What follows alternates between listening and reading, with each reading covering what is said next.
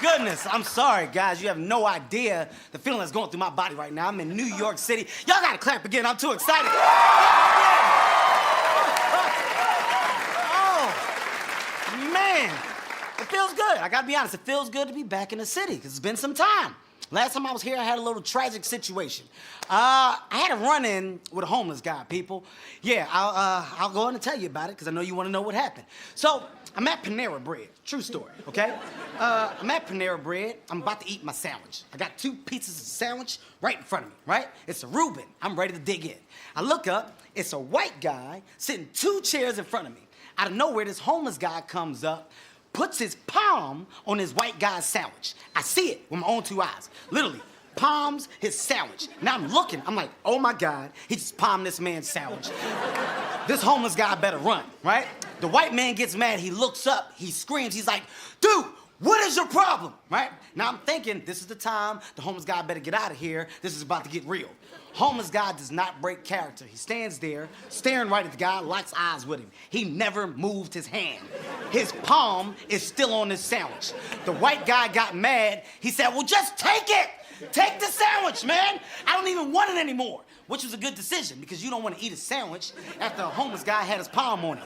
Like, literally, you're just asking for a disease at that point. So, you also got to go through thoughts in your mind, okay? Any man that has the balls to put his hand on your sandwich has obviously been doing something like this for quite some time. You don't just start out with your palm on somebody's sandwich. You gotta work up to that. You start off by asking, hey man, you gonna eat the other half of that sandwich? I don't know. What about now? Finger on your sandwich. Okay? Then after that, you get bolder. You say, you know what? Let me do 2 fingers. Add a thumb to it. Then eventually you say, you know what? I don't even have to ask. I'm gonna put my palm on somebody's sandwich and force them to give it to me. So I'm looking at this guy, right? Now the white guy done said, take the sandwich. He's got the sandwich in his hand, he's walking away. He looks at me. I'm sitting there, I got both halves of my sandwich on my plate. I get scared, I panic, I put them both in my mouth, right? I didn't want to be next, but the scary thing is, half of the sandwich was hanging out my mouth. It was too much. So now I get to thinking in my head, I'm panicking. I'm like, oh my God, he's gonna come up, he's gonna try to grab the sandwich out of my mouth. That's the next step in his crime spree. I know it is. Now, I'm scared because I'm like, oh my God, what if he flicks my lip when he tries to grab it? Do you have any idea how terrifying that is? A homeless guy's hands flicking your lip? Let me tell you something. That's just like the outbreak monkey touching your lip. Because you don't know what the outbreak monkey has. The same thing as a homeless guy. You don't know what all you can get. If you touch your lip and flick it, it could be a subtle bump. Or it could be a full-fledged herpes. You don't know what you're going to end up with. So I panicked, I ran, I got out of there. Don't judge me. It's what I thought I should do. I haven't been back to New York since. So now, I come back. I'm invited back to host SNL. Huge. Best opportunity ever. Here's why I'm a little pissed off. Not really pissed off, that's the wrong word. Just, I felt some type of way. Back in the day, I actually auditioned for SNL. True story, people. I didn't get it. No, they passed on me. Which I'm fine about now. You know, I don't have an attitude towards them. I just feel like, because it's so long ago that I can, you know, I'm over it and I shouldn't think about it. You're talking about something that happened 67 months ago, 22 days, you know, like 6 hours. Actually, at 5 o'clock is when they told me I didn't get it on that day. Whatever, that's fine. I'm over it. I just felt like I gave a great audition. That's what pissed me off. Like, guys, you have no idea how good I was. I wish I had the tape to show you. I don't. But what I do know is the impressions that I did. See, I got here, they said, Kevin, do you do impressions? I was like, to be honest with you, no, I don't, but I'm so talented, I can develop some right now, okay? So, I came up with 3 impressions. This is a true story, people. My first impression was Avery Johnson. I found out that white people didn't know who Avery Johnson was. Yeah, because when I did the impression of Avery Johnson, they was like, who's that? And I was like, Avery Johnson. And they was like, doesn't ring a bell. And I was like, well, if you knew who he was, you know how good that impression was. Because what I did was I looked at him and I was like, pass me the ball. You know, at the time, he was a coach. They didn't get it. I said, whatever, fine, I'll move to my next one because it's stronger than the first one. So, my next impression was Robert De Niro. Now, here's the thing. I'm an artist, people, so I didn't want to do what everybody else did. Everybody else that did Robert De Niro, they all do the same thing. They talk like him and they say the same lines. I said, I'm not going to do that. I'm only going to use expressions. Now, to show you what I did, I'm actually going to turn to a close-up camera because this gets a little dramatic. I need the people at home to understand how serious it was. This was my Robert De Niro.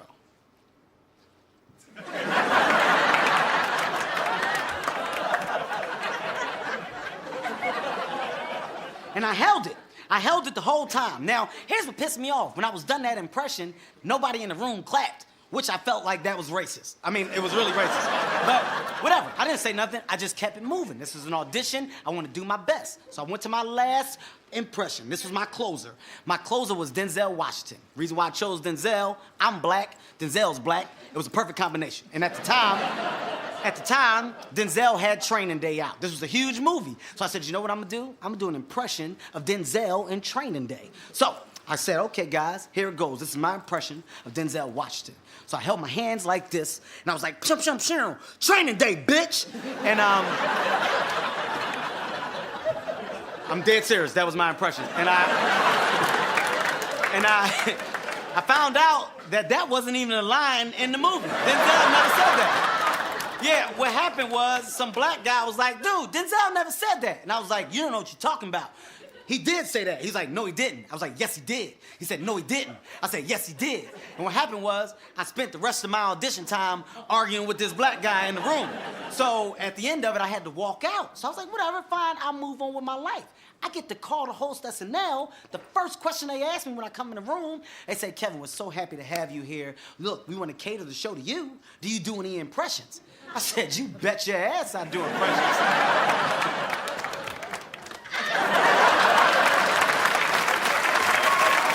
Hey, listen, we have a wonderful show for you tonight, people. Macklemore and Ray Lewis are here. Stick around. We'll be right back.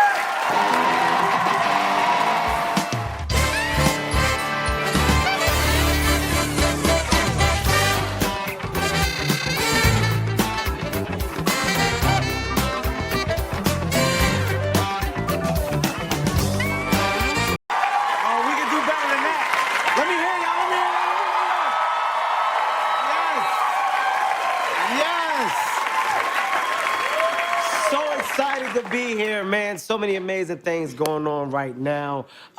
Where do I start? First and foremost, Jumanji. I have Jumanji coming out soon. Extremely excited about that.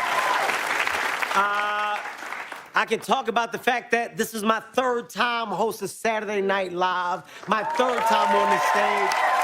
Excited about that.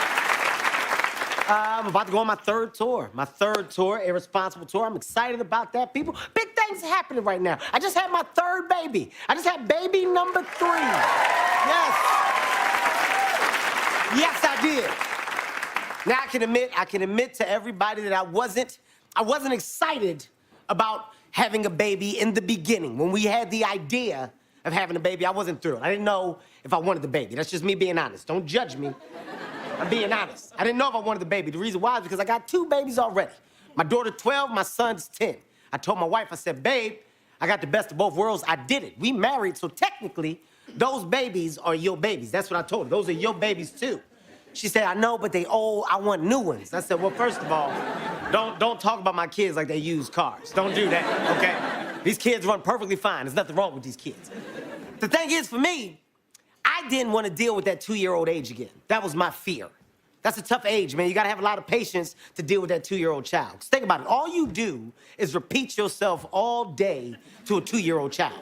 That's all you do. You say the same thing over and over again to a 2-year-old child. Hey, what'd I say? Look at me. Look at me. No. What'd I say? Look at me. Look at me. No. What'd I say? Look. No. Look. What is that? What is, That's not even a word, but we made it a word. Go up behind a stranger that you don't know and go, I bet they duck. I bet they duck, because it always follows with a hit. You gotta have too much patience, man. There's so many things I don't like when it comes to little kids. I'm gonna tell you what I really don't like. I don't like these younger women that are making these older men have these babies. I don't like it. I was at a party. I saw a 60-year-old man with a 2-year-old baby. It disgusted me. I didn't like it one bit, because he couldn't